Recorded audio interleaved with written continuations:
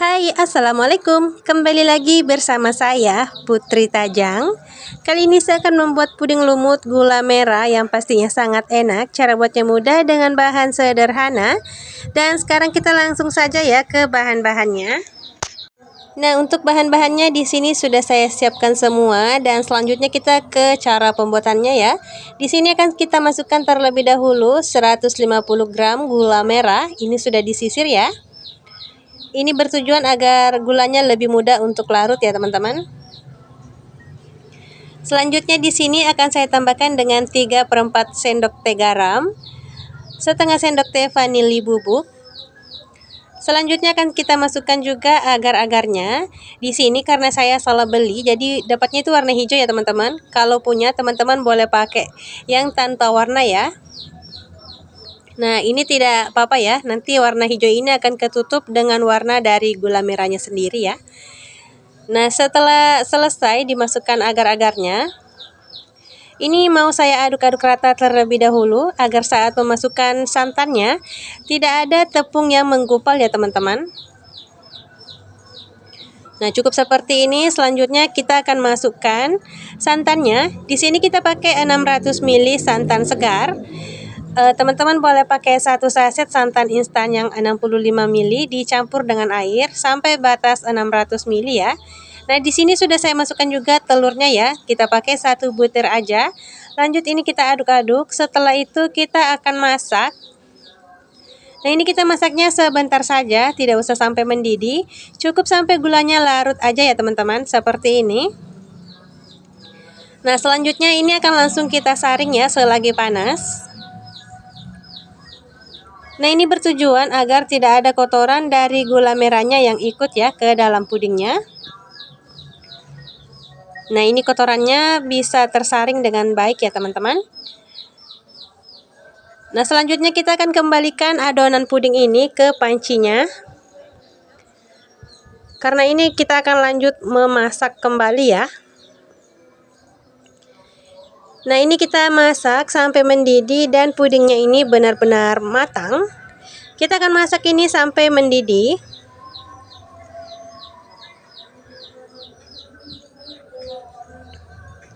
Nah, setelah mendidih ini akan kita masak 1-2 menit lagi. Setelah itu boleh kita matikan api kompornya. Dan lanjut ini tidak saya langsung tuangkan ya ke cetakan. Ini akan saya biarkan sampai uap panasnya benar-benar hilang. Karena di sini saya ingin membentuk pudingnya tuh full lumut ya. Lanjut di sini sudah saya siapkan beberapa cetakan. Untuk cetakannya teman-teman boleh pakai cetakan apa aja yang ada di rumah kalian. Jadi tidak mesti sama ya dengan apa yang saya pakai. Kalau sudah untuk pudingnya boleh kita tuangkan ke dalam cetakannya sama rata ya. Jadi kalau teman-teman ingin mendapatkan puding yang full lumut, teman-teman bisa mendiamkannya. Jadi tidak langsung dicetak ya ke dalam cetakan. Kita tunggu sampai uap panasnya itu benar-benar hilang atau cenderung ke dingin ya. Lalu setelah itu boleh kita tuangkan, maka hasilnya nanti akan full bersarang atau full dengan lumut ya. Nah, ini sisanya tinggal kita bagi rata aja. Dan setelah itu kita tunggu kurang lebih ini 5-6 jam. Tunggu sampai pudingnya dingin atau benar-benar ngeset ya. Dan kalau sudah, ini dia hasilnya. Ini mau saya keluarkan dulu dari cetakannya. Caranya cukup mudah. Di sini akan saya sematkan salah satu sisinya dengan lidi ya. Ini bertujuan agar pudingnya itu mudah untuk dikeluarkan. Nah, tinggal kita hentakkan. Nah, seperti ini hasilnya ya teman-teman. Selanjutnya ini sudah bisa kita hidangkan. Dimakan dingin pastinya lebih enak dan segar, apalagi setelah keluar dari kulkas ya. Nah, selamat mencoba di rumah. Sekarang kita langsung saja ya ke resep yang kedua. Kali ini saya akan membuat kue lapis India yang pastinya sangat enak. Cara buatnya mudah dengan bahan ekonomis. Dan buat teman-teman yang penasaran bagaimana cara membuatnya, yuk disimak videonya hingga selesai. Nah, di sini saya sudah siapkan beberapa bahan yang akan kita gunakan. Di sini saya gunakan 2 saset santan kerucut. Lanjut, ini mau saya tambahkan dengan air ya, sampai batas 500 ml. Atau teman-teman boleh pakai santan segar ya. Teman-teman boleh pakai 1 butir kelapa. Yang dipakai hanya putihnya ya. Lanjut, ini mau saya tambahkan dengan air ya. Nah, ini kita tambahkan air sampai batas 500 ml.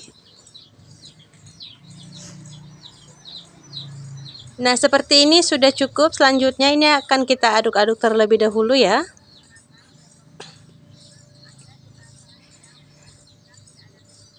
Nah, setelah selesai, lanjut ini akan kita tuangkan ke dalam panci. Kita akan masak ini.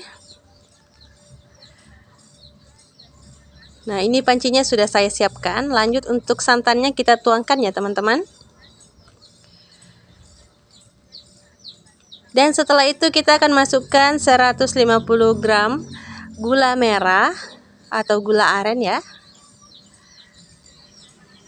Nah, ini akan kita masak sampai mendidih dan gulanya itu larut ya, teman-teman. Nah, setelah mendidih ini boleh kita matikan api kompornya dan ini akan kita sisihkan sampai uap panasnya benar-benar hilang atau sudah dingin. Nah, di wadah yang lain kita akan pecahkan 3 butir telur ayam.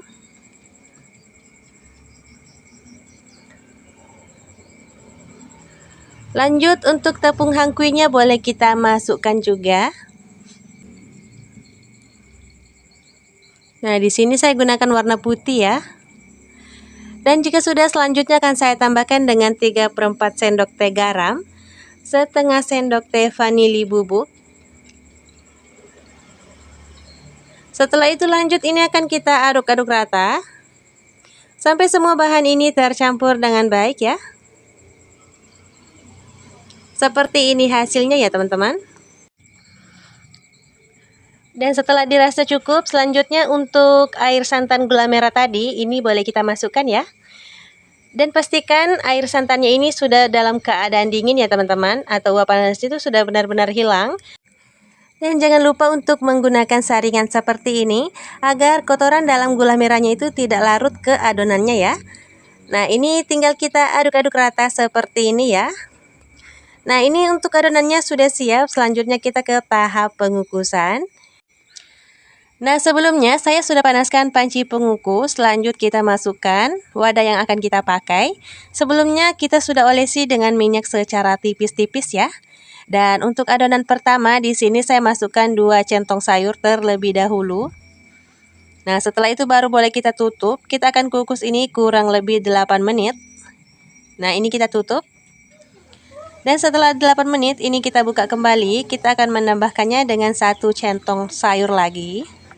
Dan untuk tutup pancinya jangan lupa untuk mengalasinya dengan kain ya, teman-teman, agar uap panasnya tidak menetes ke adonan kuenya.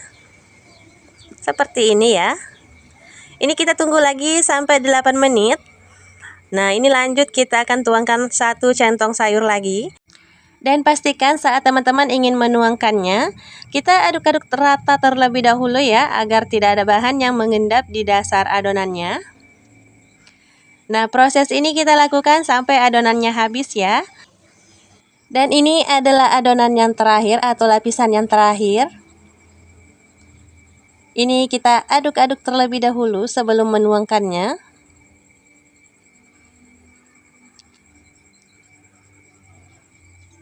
Nah, selesai.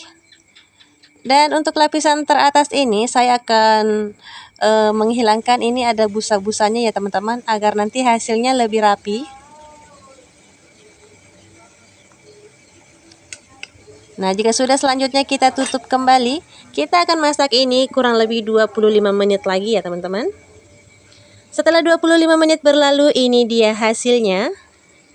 Ini sudah matang. Selanjutnya boleh kita angkat, kita keluarkan dari panci pengukusannya ya. Nah, ini dia hasilnya. Ini ada cairan di atasnya, ini tidak apa-apa ya, teman-teman. Kita buang aja.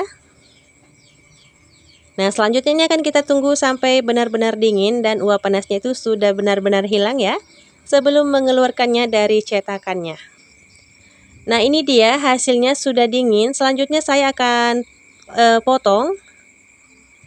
Nah, di sini saya mau lihat per lapisnya itu seperti apa. Dan ini dia hasilnya. Ini pelepisnya sangat cantik ya teman-teman. Dan ini tidak bergelombang sama sekali. Nah, saat mengukusnya itu teman-teman gunakan api sedang cenderung kecil ya, agar setiap pelepisnya itu tidak bergelombang. Nah, maka hasilnya itu akan cantik seperti ini ya. Rasanya enak, aroma gula arennya itu sangat terasa dan setiap gigitannya itu sangat lembut ya. Nah, buat teman-teman di rumah jangan lupa untuk cobain resepnya. Semoga kalian suka. Dan saya ucapkan terima kasih banyak buat teman-teman yang sudah menonton videonya hingga akhir. Jangan lupa dukungannya dengan cara like, komen, dan subscribe. Serta bagikan video ini agar lebih bermanfaat. Sekian dulu. Wassalamualaikum warahmatullahi wabarakatuh. Dah.